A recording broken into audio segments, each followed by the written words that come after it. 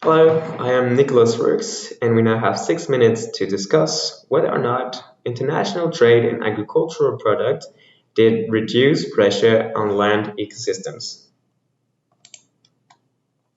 I brought you this piece of chocolate because we all love it.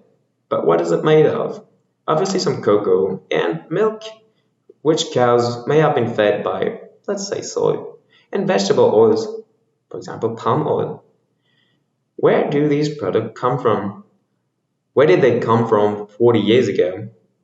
Since 1960, the value of international trade in agricultural products has been multiplied by nearly 40, changing the origin of where we're sourcing our agricultural products. The IPCC is saying that this may have led to efficiency gains in production, but also to land competition. Because our land is under high pressure, our thirst for the newest chocolate and fancy agricultural product is leading to high deforestation and degradation of ecosystems on land, compromising SDG 15. Let me show you with this simple example. This is a tree which takes its energy from the sun. It releases part of the energy by breathing.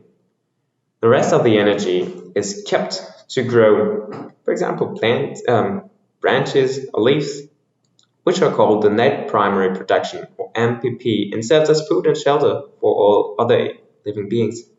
If you replace a potential forest by a palm oil plantation, then the potential vegetation growth will be replaced by other kinds of leaves and fruits, which part of it will be harvested by humans, and the remaining part will be left for other species.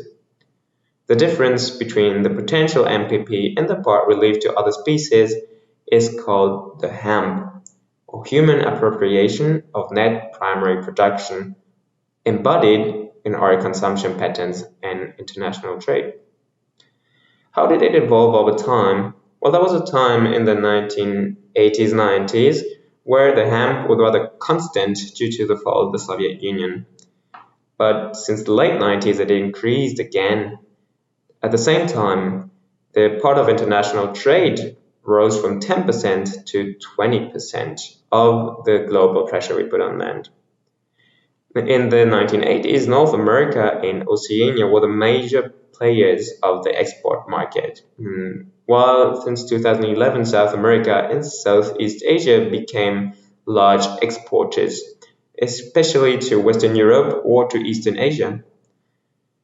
Well, did these changes actually, as claimed before, optimize the way we use our land?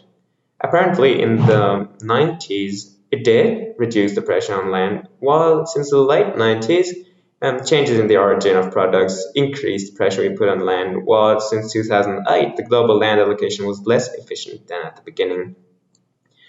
Was it due to rather trade within the regions or globally?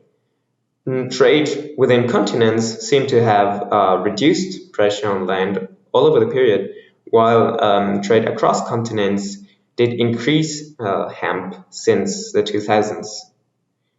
Actually, in the 90s was the time where trade within the continents emerged due to the MERCOSUR agreement, the single market in the EU, or NAFTA in North America. While since the late 90s, trade across continents became larger with the agreement on agriculture from the World Trade Organization, the entrance of China in the WTO in 2001, and multiple free trade agreements across continents, for example, between the EU and Chile. This may be part of the explanation of how South America started exporting so much since the late 90s, especially to Eastern Asia, the blue part, or to Western Europe, actually all over the period, into former Soviet countries since the 2000s. At the exact same time, Southeast Asia started exporting much more of its pressure on land. Again, to Eastern Asia, including China, to Western Europe since the beginning, or to India and Southern Asia, although some of these exports may have been beneficial.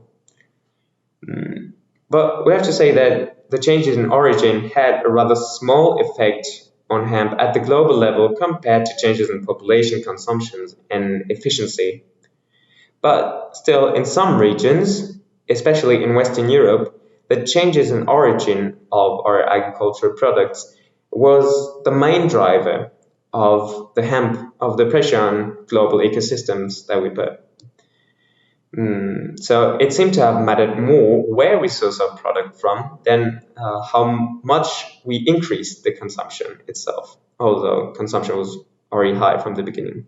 The EU knows this issue and is now considering to make a new law to tackle at least the degradation of forests, which may include good measures as deforestation-free requirements, due diligence mechanisms to make companies accountable, or mandatory public certification systems.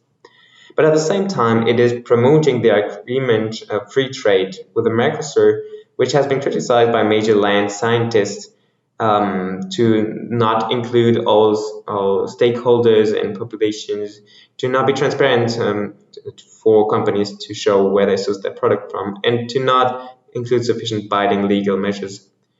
So I will conclude that trade may sometimes indeed help to achieve SDG 15, but overall changes in trade patterns have not reduced pressure on ecosystem, and sustainability and ecosystems conservation will need to be explicit, if not main target of comprehensive trade regulation. I thank you very much for your attention and wish you a nice sustainability day.